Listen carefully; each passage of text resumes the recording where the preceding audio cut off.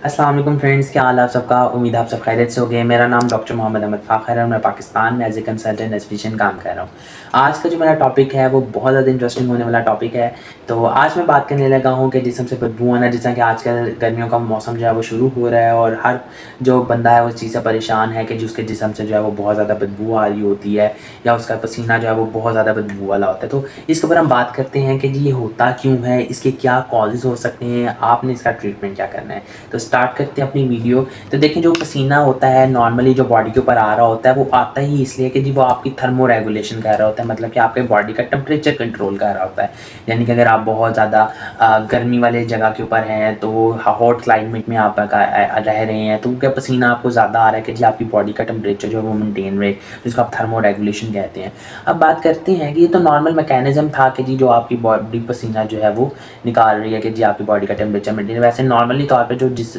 से जो पसीना आता है उसका कोई भी स्मेल नहीं होती, वो उसकी कोई भी अपनी कोई स्मेल नहीं होती। अब बात करते हैं कि जी जो पसीने से बदबू आती है या बू आ रही है वो होती क्यों है, क्यों बॉडी ओडोर जो है वो हो रहा है। तो देखिए, जब हमारे जिस्म के ऊपर जब पसीना आता है और वो पसीना जो है जो हमारे जिस्म के ऊपर मौजूद बैक्टीरिया के साथ मिलता है, उसके बाद वो जो है उसमें से आना शुरू हो जाती है, उस वजह से बॉडी ओडोर जो है वो स्टार्ट हो जाता है। और जो ये बदबू होती है या ये जो ओडोर होता है वो ये स्वीट भी हो सकता है, इसकी स्वीट सी स्मेल हो सकती है, टेंगी हो सकती है, sour smell, onion like smell जो है वो हो सकती है। और बात इसमें मैं बताऊंगा कि वो ये चीज़ नहीं होती कि आपको कितना ज़्यादा पसीना आ रहा है तो वो ये चीज़ डिसाइड करे कि जिस वजह से आपको जो है वो बदबू आ रही है पसीने में से। ऐसा नहीं होता, सिर्फ ये है कि जी जो आपके जो बॉडी के जो बैक्टीरियाज होते हैं उसके साथ जब आपका पसीना मिलता है तो आपके जिस्म से जो है वो बदबू आना शुरू हो जाती है, आपके जो स्वेटिंग है उसमें से स्मेल आना शुरू हो जाती है। देखिए, हमारे अगर मैं आपको थोड़ा सा एक्सप्लेन करूँ तो हमारे ना जो स्किन के अंदर ग्लैंड होते हैं, एक एक्राइन ग्लैंड होते हैं, एक एपोक्राइन ग्लैंड होते हैं। जो एक्राइन ग्लैंड होते हैं डायरेक्टली जो है वो स्वेट को आपकी सरफेस के ऊपर ले आते होते हैं, लेकिन जो आपके पास एपोक्राइन ग्लैंड्स होते हैं, एपोक्राइन ग्लैंड्स है कि जी ये इसकी डक्ट ओपन होती है आपके हेयर फॉलिकल्स के अंदर, देन फिर वो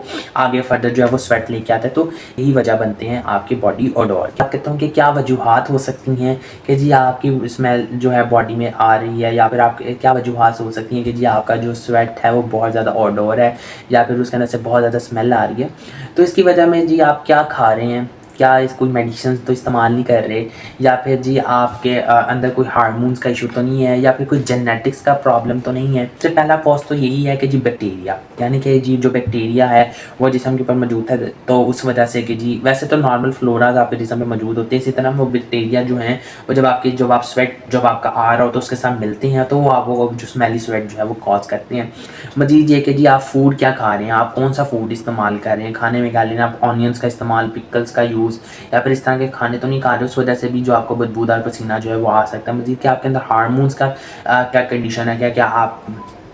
ये अक्सर औक़ात मीनोपॉज़ के अंदर जब आप जो फीमेल्स होती हैं मीनोपॉज़ में जाती हैं तो उस वजह से भी उनको स्वेटिंग हो रही है, तो ओवुलेटरी फेज़ के अंदर होती हैं, तो उस वजह से भी उनको जो है वो बदबूदार जो पसीना है वो हो। मज़ीद ये कि जी आप कोई मेडिसिन्स का इस्तेमाल करें, अगर आप कोई मेडिसिन्स का इस्तेमाल कर रहे हैं तो उस वजह से भी आपकी बॉडी में से जो है वो स्मेल आ सकती है। मज़ीद कि आप कुछ एक्सरसाइजेस कर रहे हैं, जब आप एक्सरसाइजेस कर रहे हैं तो किसी जिम वगैरह में जाके करें, कहीं पे भी कर रहे हैं, तो वहाँ पे जो बैक्टीरियाज हैं वो अगर आपकी बॉडी के ऊपर लग रहे हैं और जब आपकी बॉडी के ऊपर ही और आपको स्वेट आ रहा है तो उस वजह से भी आपको जो है वो बॉडी में से स्मेल आ सकती है और जो पसीना है वो स्मेली हो सकता है। मज़ीद ये कि आप बहुत ज़्यादा हॉट वेदर के अंदर रह रहे हैं, यानी कि वहाँ पे बहुत ज़्यादा गर्मी है, तो उस वजह से भी आपकी जिस्म की बदबू जो है या और जो बदबूदार पसीना है वो हो सकता है। या फिर आप बहुत ज़्यादा स्ट्रेस या एंजाइटी की कंडीशन के अंदर हैं तो उस वजह से भी आपको ये हालत जो है वो हो सकती है। इसके बाद जेनेटिक्स भी वेरी करता है कि जी आपके जेनेटिक्स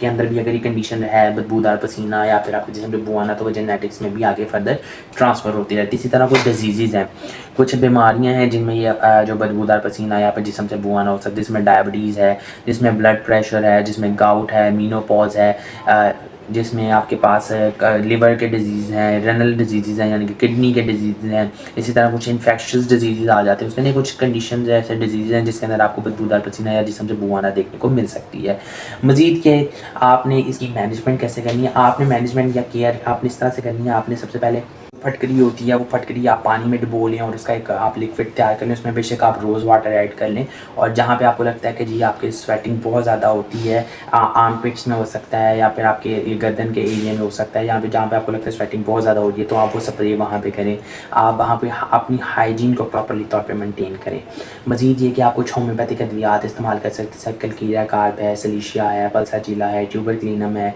या कुछ ऐसे अद्वियात जो हैं वो इस्तेमाल कर सकते हैं, लेकिन डॉक्टर से कंसल्ट करके ही आप अद्वियात को इस्तेमाल करें, होम्योपैथिक अद्वियात को। इसी तरह कुछ आप एंटी प्रेस्पायरेंट्स इस्तेमाल कर सकते हैं। तो उम्मीद है अगर आपको आज की वीडियो पसंद आई हो तो लाइक शेयर एंड सब्सक्राइब कीजिएगा। दोबारा मुलाकात होगी इसी तरह की इन्फॉर्मेटिव वीडियो के साथ। अब तक के लिए खुदा हाफ़िज़।